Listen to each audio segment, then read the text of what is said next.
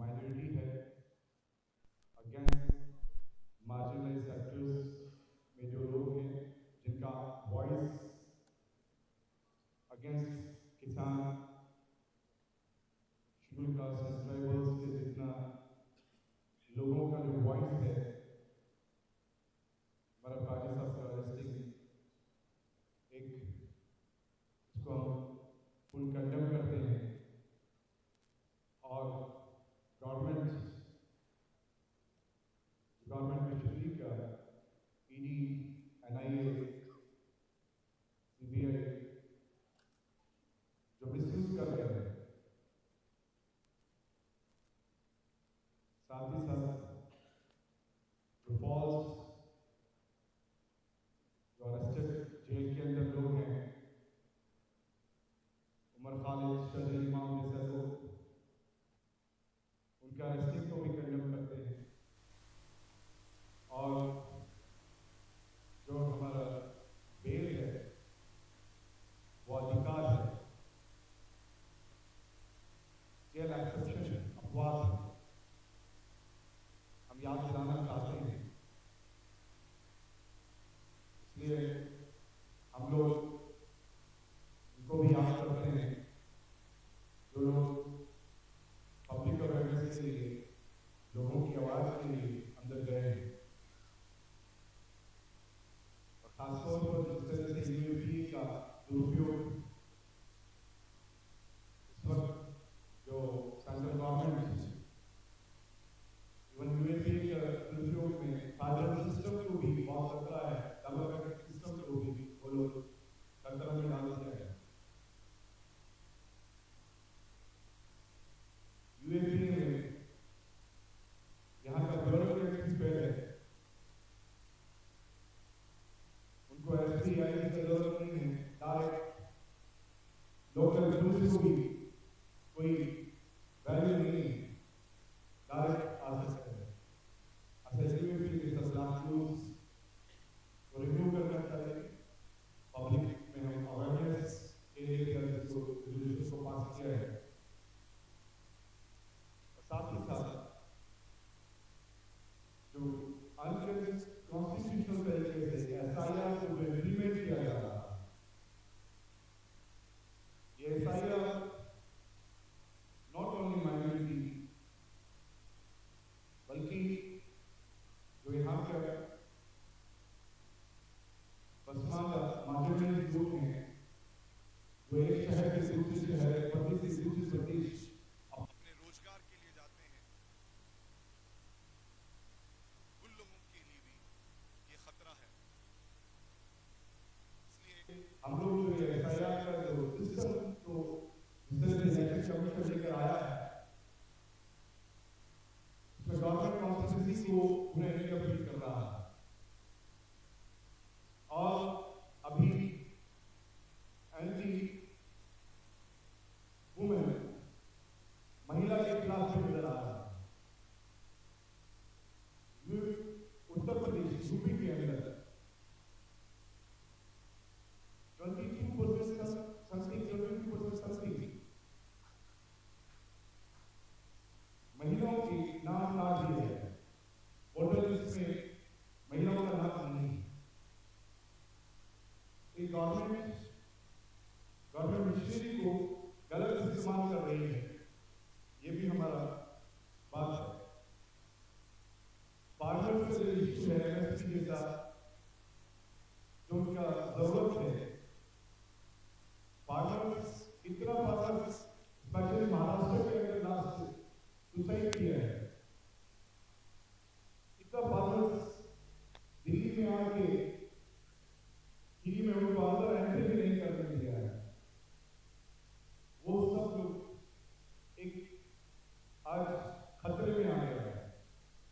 इसलिए ये 2 दिन में हमने उस तरह के रेजोल्यूशंस पास किए हैं, डिफरेंट रेजोल्यूशंस, और रेजोल्यूशंस मीडिया को आपको मिलेगा। साथ ही साथ हमने हमारा गुलाब जामुन का एक 3 to 4 years से हम लोग को अलग अलग स्टेट से यूथ विंग का बारे में हमारा डिमांड्स था हमारे तमाम स्टेट लीडर्स का, डिस्ट्रिक्ट लीडर्स का। नेशनल लेवल पर हमारा एक यूथ फोरम, यूथ विंग बहुत ज़रूरी है। यूथ विंग के ज़रिए से आने वाला मुस्तकबिल का, फ्यूचर का लीडरशिप एसडीपीआई देने के लिए फैसला किया है। उसमें तमाम मार्जिनलाइज्ड महिलाएं, जो कुछ लोग अनऑर्गेनाइज सेक्टर्स में काम करने वाला यूथ है, कुछ स्टूडेंट्स है,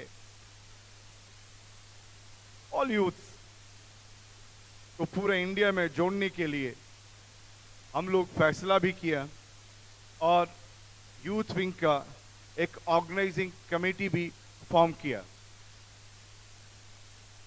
और यूथ विंग को, एसडीपीआई का यूथ विंग को नाम भी दिया है, कॉल यंग डेमोक्रेट्स। हमारा जो यूथ विंग है वो यंग डेमोक्रेट्स के नाम से पूरे इंडिया में यूथ को ऑर्गेनाइज करेगा। उसका एक ऑर्गेनाइजिंग कमेटी कल बैठकर उनका पूरा वर्किंग सिस्टम को आपके सामने प्रेस में कल वो प्रेजेंट करेगा। ये सब फैसला हम इन 2 दिनों में किया और हमारा ये 2 दिन का इलेक्शन चलाने के लिए हमारा एनडब्ल्यूसी ने लास्ट टाइम जो पैनल और आरओ अप्रूव किया था, उसको आरओ का जो लीड है वो member of parliament and this time all India Muslim personal law board का वाइस प्रेसिडेंट है उबैदुल्ला आजमी साहब। वो जस्ट एंटर किया है। आजमी साहब, वो आपके सामने अभी हमारा जो न्यूली एनडब्ल्यूसी और एनडब्ल्यूसी का जो ऑफिस बेयरर्स,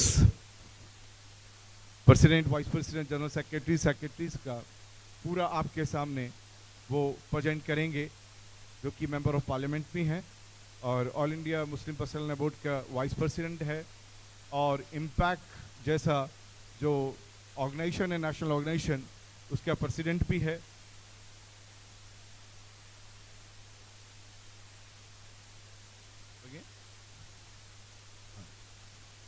नेक्स्ट वो अनाउंस करेंगे और आपको इस स्पीच में कुछ क्वेश्चंस है तो वो भी आप कर सकते हैं। हमारा स्टेट प्रेसिडेंट मजीद साहब को बोलूँगा वो फ्रंट लाइन में आए तो, इधर साथ में आए तो अच्छा है, वो उधर कंप्लीट हो प्लीज।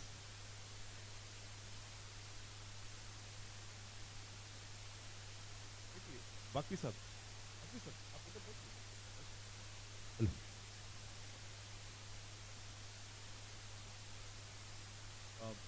आपको कनाडा में भी बात कर सकते हैं, मैं सोचता हूँ हिंदी समझ में आया होगा।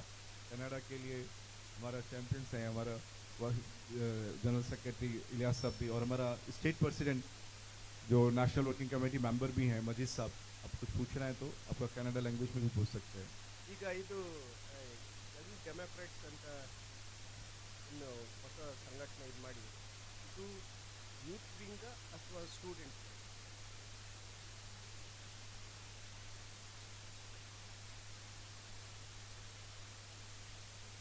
ಈಗ ಈ ಒಂದು ಯಂಗ್ ಡೆಮೋಕ್ರಾಟ್ಸ್ ಅಂತ ಏನು ಮಾಡಿದ್ರಿ ಸಂಘಟನೆ, ರಾಷ್ಟ್ರೀಯ ಸಂಘಟನೆ, ಇದು ಸ್ಟೂಡೆಂಟ್ ವಿಂಗ ಅಥವಾ ಯೂತ್ ವಿಂಗ?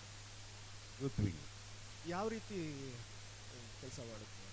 ಯೂತ್ ವಿಂಗ್ ಅದು 15 ವರ್ಷದಿಂದ 40 ವರ್ಷವರೆಗಿನ ಯುವಜನತೆ. ಯಾಕಂದರೆ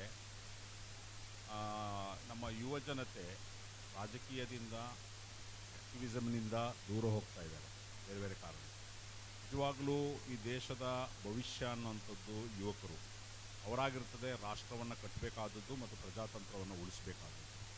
ಆ ಕಾರಣಕ್ಕೆ ಆ ಯುವಜನತೆ ಅಂದರೆ ಬೇರೆ ಬೇರೆ ಕಡೆಗೆ ಹೋಗುವಂಥ ಒಂದು ಒಂದು ಅವ್ರಿಗೆ ಬೇಕಾದಂಥ ತರಬೇತಿ, ಸಂವಿಧಾನಬದ್ಧವಾದಂಥ ಎಲ್ಲ ವಿಷಯಗಳು, ಆಶಯಗಳು ಅಂತ ಹೇಳಿಕೊಟ್ಟು ಅವರನ್ನು ಸಕ್ರಿಯವಾಗಿ ರಾಷ್ಟ್ರ ಕಟ್ಟುವ, ರಾಷ್ಟ್ರ ನಿರ್ಮಾಣದ ಮತ್ತು ಪ್ರಜಾತಂತ್ರ ಉಳಿಸುವ ಕೆಲಸದಲ್ಲಿ ತೊಡಗಿಸಿಕೊಳ್ಳೋದಕ್ಕೋಸ್ಕರ ಅವರನ್ನು ರಾಜಕೀಯವಾಗಿ ಪ್ರಬುದ್ಧರನ್ನಾಗಿ ಮಾಡುವಂತಹ ಒಂದು ಉದ್ದೇಶದೊಂದಿಗೆ ನಾವು ಇವತ್ತು ಹೆಸರು ಮಾತ್ರ ಅದನ್ನು ಇವತ್ತು ಲಾಂಚ್ ಆಗಿರುವಂಥದ್ದು ಮತ್ತು ಒಂದು ಆರ್ಗನೈಸಿಂಗ್ ಕಮಿಟಿ ಕೂಡ ಆಗಿರುವಂಥದ್ದು. ಉಳಿದಂಥ ವಿಚಾರಗಳನ್ನು ಕೂಡ ನಾಳೆ ಅವರ ಸಮಿತಿ ಕೊಡ್ತಾ ಇದೆ, ಆರ್ಗನೈಸಿಂಗ್ ಕಮಿಟಿ. ಅದರ ಆಕ್ಷನ್ ಪ್ಲಾನ್ ಏನು ಎಲ್ಲವನ್ನ ಅವರು ತೀರ್ಮಾನ ಮಾಡ್ತಾರೆ.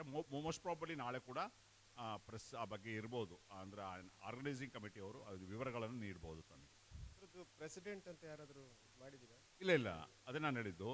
ಈಗ ಜಸ್ಟ್ ಒಂದು ಆರ್ಗನೈಸಿಂಗ್ ಕಮಿಟಿ ಮಾತ್ರ ಮಾಡಿರೋದು. ಒಂದು ನಾವು ಇವತ್ತು ಅದರ ನೇಮ್ ಲಾಂಚ್ ಮಾಡಿದ್ದೀವಿ, ಯಂಗ್ ಡೆಮಾಕ್ರಾಟ್ಸ್ ಅಂತ ಹೇಳ್ಬಿಟ್ಟು. SDP ಯೂತ್ ವಿಂಗ್ ಯಂಗ್ ಡೆಮಾಕ್ರಾಟ್ಸ್ ಅಂತ ಲಾಂಚ್ ಆಗಿದೆ.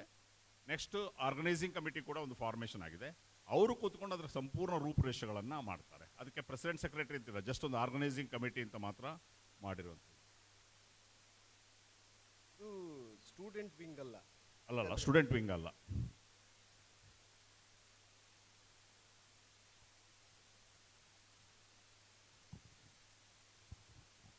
ಈ NRC ನ್ಯಾಷನಲ್ ರೆಪ್ರೆಸೆಂಟೇಟಿವ್ ಕೌನ್ಸಿಲ್ನ ರಿಟರ್ನಿಂಗ್ ಆಫೀಸರ್ ಆಗಿ ದೂರದ ಉತ್ತರ ಪ್ರದೇಶದಿಂದ ಬಂದಂತಹ ex member of parliament Azmi Saab ಅವರು ಇವತ್ತು ಇಲ್ಲಿ ಬಂದಿದ್ದಾರೆ. ಅವರಿಗೆ ಸ್ವಾಗತವನ್ನು ಕೋರ್ತಾ, ಏನು ನಮ್ಮ ರಾಷ್ಟ್ರೀಯ ಪದಾಧಿಕಾರಿಗಳ ಒಂದು ಏನು ಚುನಾವಣೆ ಇವತ್ತು ನಡೆದಿದೆ ಅದನ್ನು ಅವರು ಘೋಷಣೆಯನ್ನು ಮಾಡಲಿದ್ದಾರೆ. जो 2 दिन का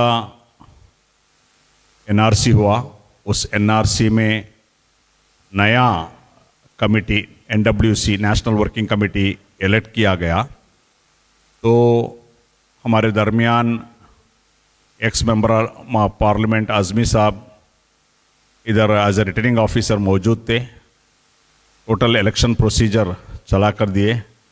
अभी आपका सामने वो social democratic party of India का 2026-28 का 3 साल का 3 इयर्स का जो नए न्यूली इलेक्टेड जो ऑफिस बेयरर्स को अनाउंस करेंगे आपका सामने.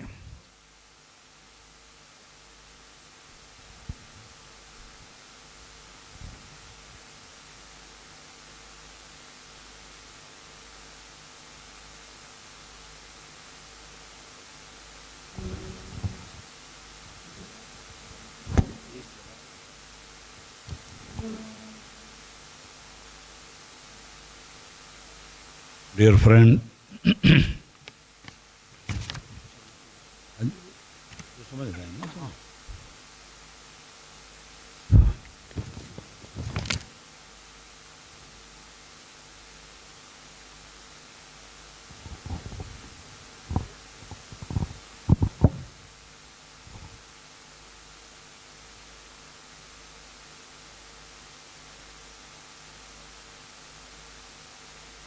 आज SDPI की नेशनल बैठक हुई और 2 रोज से ये प्रोसेस चल रहा है, जिसमें पूरे मुल्क से लोगों का इंतखाब होना था और उसके बाद ऑफिस बेयरर्स का इंतखाब.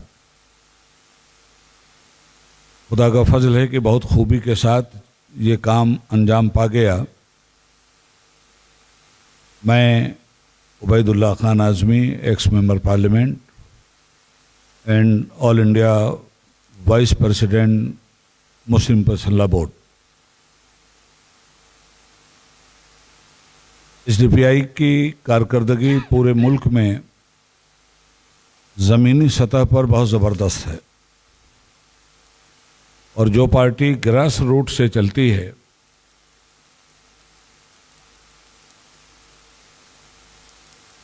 वो बहुत मजबूती के साथ अपने मिशन को जारी रखती है और धीरे धीरे जब वो ऊपर उठती है तो ग्रास रूट से काम करने वाले लोग जैसा डिसिप्लिन रखते हैं, जैसी ईमानदारी रखते हैं और सियासत में इंसानियत की खिदमत का जैसा तसव्वुर रखते हैं, वो तसव्वुर फिर ऊपर जाने के बाद अगर पार्टी की तरफ से एमएलए, एमपी और दीगर ओहदों पर लोग फाइज होते हैं तो वो चीज़ें बरकरार रहती हैं। और मजबूत सियासत का तरीक़ा ये है कि मजबूत सियासत में सेहतमंद वर्कर, ईमानदार वर्कर, शानदार कैडर अगर किसी भी जमात को मैसर आ गया तो वो जमात अपने कैरेक्टर के साथ बैड कैरेक्टरों को भी उजागर करती है और करप्शन की जगह शफाफियत लाती है, बदउनवानी की जगह ईमानदारी के साथ मुल्क के अवाम की खिदमत करती है। एसडीपीआई का बैकग्राउंड भी कुछ ऐसा ही है। इसलिए आज मैंने जिन नामों का इंतखाब किया है और ऐलान किया है, इंतखाब तो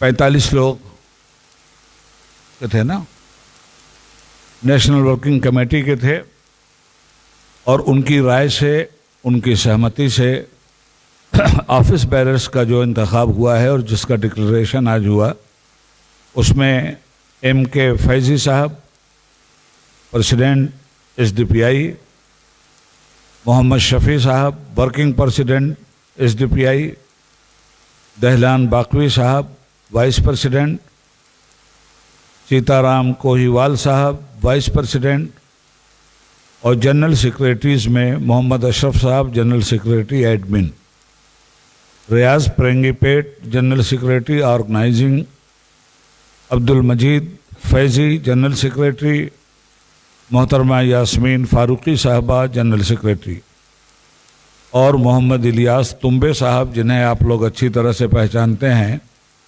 तुम्बे साहब इस पार्टी में खंभे की तरह खड़े होते हैं।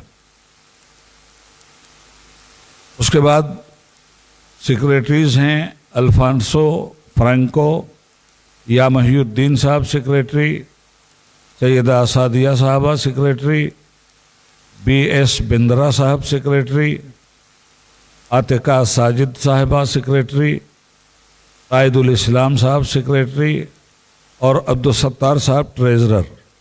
इस तरह कुल मिलाकर ऑफिस बैरर में 16 लोग नामजद हुए हैं।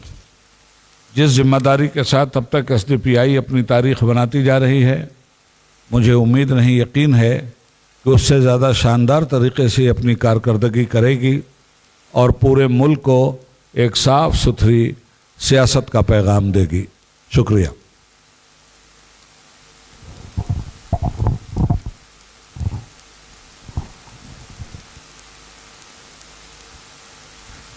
ಒಟ್ಟು 45 ಜನರ ಒಂದು ರಾಷ್ಟ್ರೀಯ ಸಮಿತಿಯನ್ನು ರಾಷ್ಟ್ರೀಯ ಪ್ರತಿನಿಧಿ ಸಭೆ ಆಯ್ಕೆ ಮಾಡಿದೆ.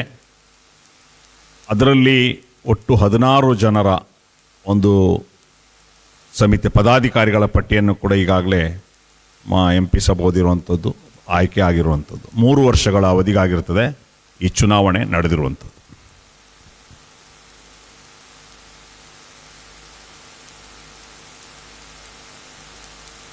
ಏನಾದರೂ ಪ್ರಶ್ನೆಗಳಿದ್ದರೆ ನೀವು ಕೇಳ್ಬೋದು, ಇಲ್ಲಾಂದರೆ ಕನ್ಕ್ಲೂಡ್ ಮಾಡೋಣ.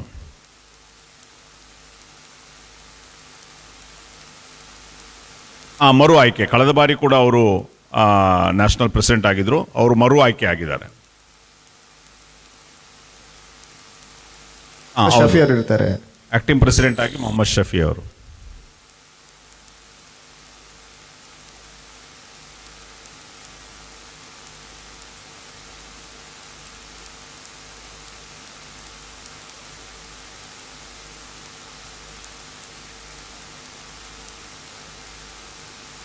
ಈಗ ಅವರ MLAಗಳು ಕೂಡ ಬಿಹಾರದಲ್ಲಿ ಕೂಡ MLA ಬಂತು, ಮತ್ತು ಮೊನ್ನೆ ಮುಂಬೈಯಲ್ಲಿ ಕೂಡ ಬಂತು. ನಿಮ್ಮದು ಪಕ್ಷದ ಕಾರ್ಯಚಟುವಟಿಕೆ ಹೇಗೆ ಅಂತ?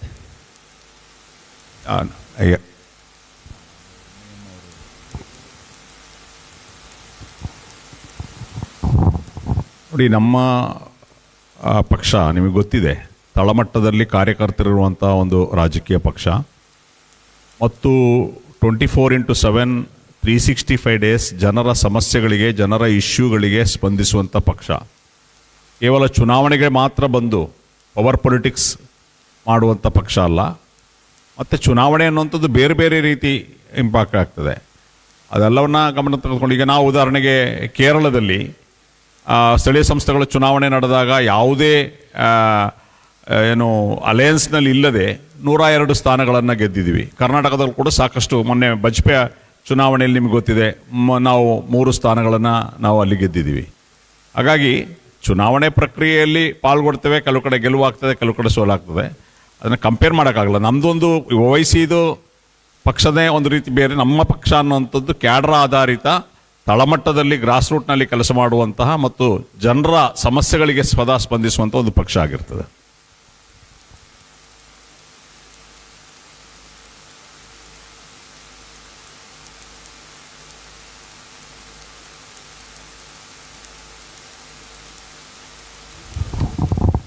ಈ ಗ್ರೇಟರ್ ಬೆಂಗಳೂರು ಅಥಾರಿಟಿ ನಿಮಗೆ ಈಗಾಗಲೇ ಗೊತ್ತಿರೋ ಹಾಗೆ ಆಲ್ರೆಡಿ 5 ಕಾರ್ಪೊರೇಷನ್ಗಳನ್ನು ಮಾಡಿ 360 ವಾರ್ಡ್ಗಳನ್ನು ಅವರು ಡಿಕ್ಲೇರ್ ಮಾಡಿದ್ದಾರೆ.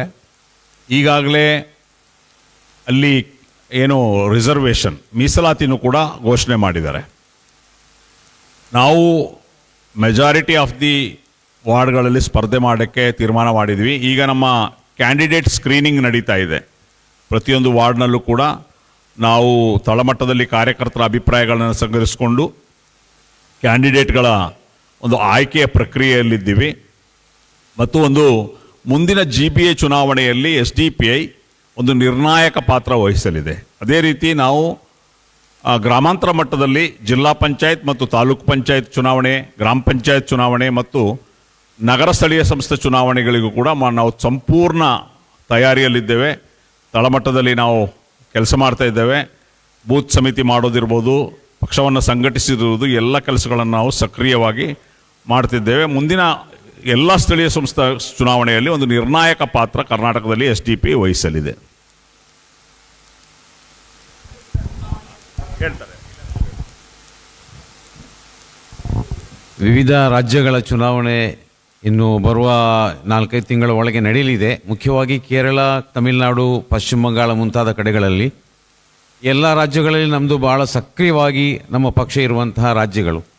ಈಗಾಗಲೇ ಇದರ ಬಗ್ಗೆ ವಿಸ್ತೃತವಾದಂಥ ಚರ್ಚೆ ನಾವು ನಡೆಸಿದ್ದೇವೆ ಮತ್ತು ಎಲ್ಲ ರೀತಿಯ ಸಿದ್ಧತೆಗಳನ್ನು ಕೂಡ ಮಾಡಿದ್ದೀವಿ. ಕಾರ್ಯಕರ್ತರಿಗೆ ತರಬೇತಿಯನ್ನು ಕೂಡ ಮಾಡಿದ್ದೀವಿ ಮತ್ತು SIR ಪ್ರಕ್ರಿಯೆಯಲ್ಲಿ ಯಾವುದೇ ಮತದಾರರ ಹೆಸರು ಬಿಟ್ಟು ಹೋಗದ ಹಾಗೆ ನಮ್ಮ ಕಾರ್ಯಕರ್ತರು ತಳಮಟ್ಟದಲ್ಲೂ ಕೂಡ ಅದನ್ನು ಬಹಳ ಮುತುವರ್ಜಿಯಿಂದ ಮಾಡ್ತಾ ಇದ್ದಾರೆ. ಹಾಗಾಗಿ ಮುಂದಿನ ಚುನಾವಣೆಯಲ್ಲಿ ನಾವು ನಿರ್ಣಾಯಕವಾಗಿ ಸ್ಪರ್ಧೆ ಮಾಡ್ತೀವಿ ಮತ್ತು ಒಂದು ಒಳ್ಳೆಯ ಒಂದು ಫಲಿತಾಂಶವನ್ನು ಗಳಿಸುವಂಥ ಎಲ್ಲ ಒಂದು ಆಶಾಭಾವವನ್ನು ನಾವು ಹೊಂದಿದ್ದೀವಿ.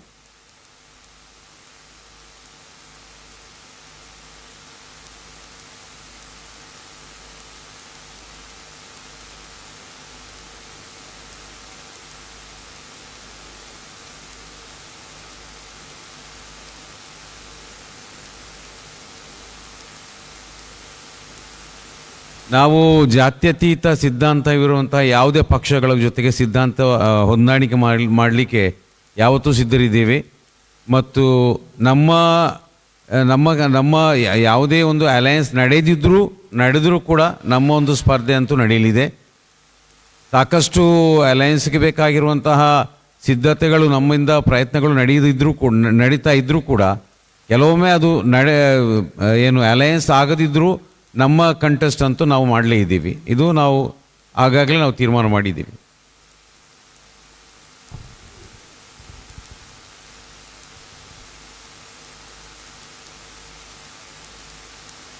SDP ಒಂದು ರಾಜಕೀಯ ಪಕ್ಷ, ಸಾಮಾಜಿಕ ನ್ಯಾಯ ಮತ್ತು ನೈಜವಾದಂತಹ ಪ್ರಜಾಪ್ರಭುತ್ವ ಸಿದ್ಧಾಂತವನ್ನು ಇಟ್ಟುಕೊಂಡು ಇಡೀ ದೇಶದಲ್ಲಿ ನಮ್ಮ ಸಂವಿಧಾನಬದ್ಧವಾಗಿರುವಂಥ ಹಕ್ಕುಗಳ ಪ್ರಕಾರ ಒಂದು ನಡೆಯುವಂಥ ರಾಜಕೀಯ ಪಕ್ಷ.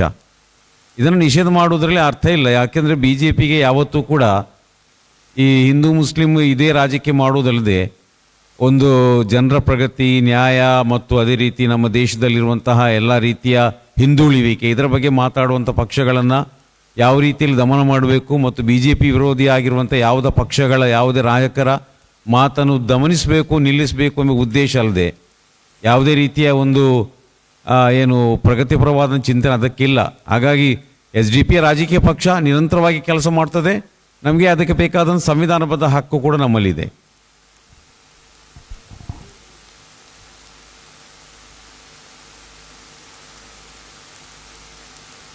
ನಮ್ಮದು ಈಗಾಗಲೇ ನಮ್ಮ ಇದು ಆ್ಯಕ್ಟಿಂಗ್ ಪ್ರೆಸಿಡೆಂಟ್ ಅವರು ಹೇಳಿದರು, ನಾವು ಯಂಗ್ ಡೆಮೋಕ್ರಾಟ್ಸ್ ಅಂತ ಹೇಳಿ ದೇಶದಲ್ಲಿರುವಂತಹ ಎಲ್ಲ ರಾಜ್ಯಗಳಲ್ಲಿ ಯಾವುದೇ ರಾಜಕೀಯ ಚಳುವಳಿಗಳಲ್ಲಿ ಸೇರದಂತಹ, ಯಾವುದೇ ರೀತಿಯ ಚಿಂತನೆಗಳಿಲ್ಲದಂತಹ ಸಮಾಜದ ಮುಖ್ಯವಾಹಿನಿಗೆ ಬರಬೇಕಾದ ಯುವಕರನ್ನು ರಾಜಕೀಯವಾಗಿ ಸಂಘಟಿಸುವಂತಹ ಒಂದು ಯಂಗ್ ಡೆಮೋಕ್ರಾಟ್ಸ್ ಅಂಥೇಳಿ ನಾವೀಗ ಸ್ಥಾಪನೆ ಮಾಡಿದ್ದೀವಿ. ನಾವು ತಳಮಟ್ಟದಲ್ಲಿ ಎಲ್ಲ ಕಡೆಗಳಲ್ಲೂ ಕೂಡ ಈ ಒಂದು ನಮ್ಮ ಈ ಸಂದೇಶವನ್ನು ಇಟ್ಕೊಂಡು ಯುವ ಜನರನ್ನು ನಾವು ಸಂಘಟಿಸ್ತೇವೆ. ರಾಜಕೀಯವಾಗಿ ಅವರನ್ನು ಪ್ರಬುದ್ಧರನ್ನಾಗಿ ಮಾಡುವಂಥ ಕೆಲಸವನ್ನು ಮಾಡ್ತೀವಿ.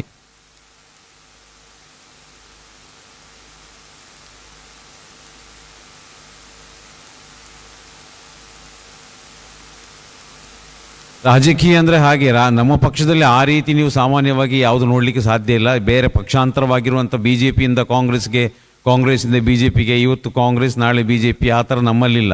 ನಾವು ಯಾವತ್ತಿದ್ರೂ ಕೂಡ ಫ್ಯಾಸಿಸ್ಟ್ ವಿರೋಧಿ, ಕೋಮುವಾದಿ ವಿರೋಧಿ ಪಕ್ಷ. ಇಲ್ಲಿ ಯಾರೂ ಕೂಡ ಕೋಮುವಾದ ಮಾಡಬಾರ್ದು, ಫ್ಯಾಸಿಸ್ಟನ್ನು ಬೆಂಬಲ ಮಾಡಬಾರ್ದು ಎಂಬ ನಿಟ್ಟಿಯಲ್ಲಿ ಇರುವಂಥ ಪಕ್ಷ. ಇದರಲ್ಲಿ ನಾವು ಜನಸೇವೆ ಮಾಡುವುದಲ್ಲದೆ ನಾವೊಂದು ಅವಕಾಶಕ್ಕಾಗಿ, ಆಸೆಗಾಗಿ, ಆಮಿಷಗಾಗಿ ಇನ್ನೊಂದು ಪಕ್ಷಕ್ಕೆ ಸೇರುವಂಥದ್ರಲ್ಲಿ ನಮ್ಮಲ್ಲಿ ಯಾರೂ ನಮಗೆ ಕಾಣಲಿಕ್ಕೆ ಸಾಧ್ಯವಿಲ್ಲ. ಕೆಲವೊಮ್ಮೆ ಎಲ್ಲೋ ಒಂದು ಕಡೆ ಒಂದೆರಡು ಉದಾಹರಣೆ ಇರ್ಬೋದು. ರಾಜಕೀಯ ಅಂದರೆ ಸಾಮಾನ್ಯವಾಗಿ ಇದ್ದೇ ಇರ್ತದೆ.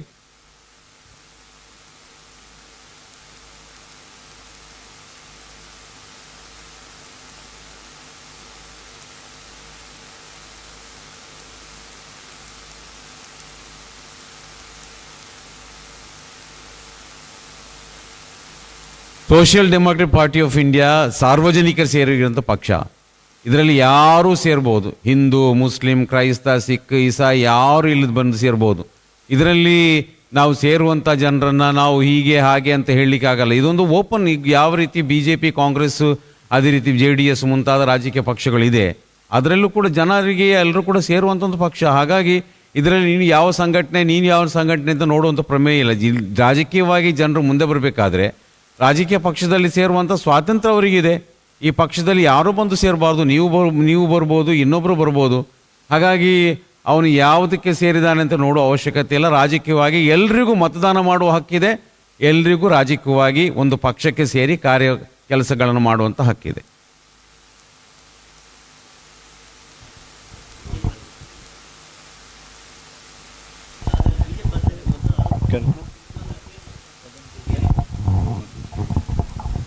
ನೋಡಿ, ಇದೊಂದು ಯಾವತ್ತು ಈ ಸೋಕಾಲ್ಡ್ ರಾಜಕೀಯ ಪಕ್ಷಗಳು ಒಂದು ಆರೋಪವನ್ನು ಮಾಡುವಂಥದ್ದು.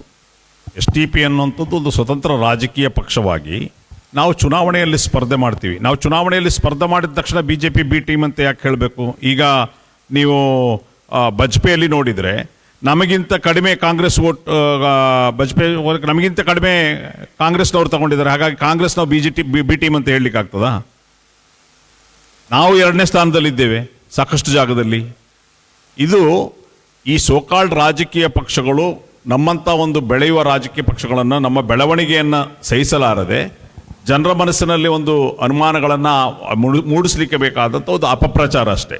Social democratic party of India ಅತ್ಯಂತ ಹೆಚ್ಚು ನೈತಿಕತೆ ಇರುವಂಥ, ಚುನಾವಣೆಗೆ ಹೋಗಲಿಕ್ಕೆ ಅತ್ಯಂತ ಹೆಚ್ಚು ನೈತಿಕತೆ ಕಾಂಗ್ರೆಸ್ಗಿಂತ, BJPಗಿಂತ, JDSಗಿಂತ ಇರುವ ಒಂದು ಪಕ್ಷ ಅಂದರೆ SDP. ಯಾಕಂದರೆ ನಾವು ತಳಮಟ್ಟದಲ್ಲಿ ಕೆಲಸ ಮಾಡೋರು, ಜನರ ಸಂಕಷ್ಟಗಳಿಗೆ ಸದಾ ಮಿಡಿಯೋರು. ಜನದ ಯಾವುದೇ ಸಂಕಷ್ಟ, ಅದು ಅತಿವೃಷ್ಟಿ ಇರ್ಬೋದು, ಅನಾವೃಷ್ಟಿ ಇರ್ಬೋದು, ಕೋವಿಡ್ ಸಂದರ್ಭ ಇರ್ಬೋದು, ಯಾವುದೇ ಸಂದರ್ಭದಲ್ಲಿ ಜನರೊಟ್ಟಿಗೆ ಇರುವಂಥ ಪಕ್ಷ ಆಗಿರ್ತದೆ ನಾವು. ಹಾಗಾಗಿ ಚುನಾವಣೆಯಲ್ಲಿ ಮತ ಕೇಳಲಿಕ್ಕೆ, ಚುನಾವಣೆಯಲ್ಲಿ ಸ್ಪರ್ಧೆ ಮಾಡಲಿಕ್ಕೆ ಅತ್ಯಂತ ಹೆಚ್ಚು ಅರ್ಹತೆ, ನೈತಿಕತೆ ಇದ್ದರೆ ಅದು ಸೋಷಿಯಲ್ ಡೆಮೊಕ್ರೆಟಿಕ್ ಪಾರ್ಟಿ ಆಫ್ ಇಂಡಿಯಾಗಾಗ್ತದೆ. BJP खुद RSS का B टीम है. BJP खुद B टीम है RSS का. SDPI को क्या B टीम बोल सकता है? Thank you so much. So ಇದರೊಂದಿಗೆ ನಮ್ಮ ಇವತ್ತಿನ ಈ ಪತ್ರಿಕಾಗೋಷ್ಠಿಯನ್ನು ಮುಕ್ತಾಯಗೊಳಿಸ್ತಾ ಇದ್ದೇವೆ. ಈ ಒಂದು ಪತ್ರಿಕಾಗೋಷ್ಠಿಗೆ ಬಂದಂಥ ಎಲ್ಲ ನಮ್ಮ ಆತ್ಮೀಯ ಪತ್ರಿಕಾ ಮಿತ್ರರಿಗೆ ನಾನು ಅತ್ಯಂತ ಹೃದಯಪೂರ್ವಕವಾಗಿ ವಂದನೆಗಳನ್ನು, ಧನ್ಯವಾದಗಳನ್ನು ಸಲ್ಲಿಸುತ್ತಾ ಈ ಒಂದು ಕಾರ್ಯಕ್ರಮ ಬಂದಿದ್ದಕ್ಕೆ ತಮಗೆಲ್ಲರಿಗೂ ಮತ್ತೊಮ್ಮೆ ಥ್ಯಾಂಕ್ಸ್ ಹೇಳ್ತಾ ಇದನ್ನು ಮುಕ್ತಾಯಗೊಳಿಸ್ತೇವೆ. ಅದೇ ರೀತಿ ಪತ್ರಿಕಾಗೋಷ್ಠಿಗೆ ಉದ್ದೇಶಿಸಿ ಮಾತಾಡಿದ ಉಬೈದುಲ್ಲಾ ಹಾಶ್ಮಿ ಸಾಬ್ ಅವರಿಗೆ, ಅದೇ ನಮ್ಮ ಮೊಹಮ್ಮದ್ ಶಫಿ ಸಾಬ್ ಅವರಿಗೆ, ಅಬ್ದುಲ್ ಮಜೀದ್ ಅವರಿಗೆ ಮತ್ತು ಉಳಿದಂಥ ಎಲ್ಲ ನಮ್ಮ ನಾಯಕರಿಗೆ ನಾನು ಧನ್ಯವಾದಗಳನ್ನು ಸಲ್ಲಿಸ್ತಾ ಇಲ್ಲಿಗೆ ಈ ಒಂದು ಪತ್ರಿಕಾಗೋಷ್ಠಿಯನ್ನು ಕೊನೆಗೊಳಿಸ್ತಾ ಇದ್ದೇವೆ. Thank you very much.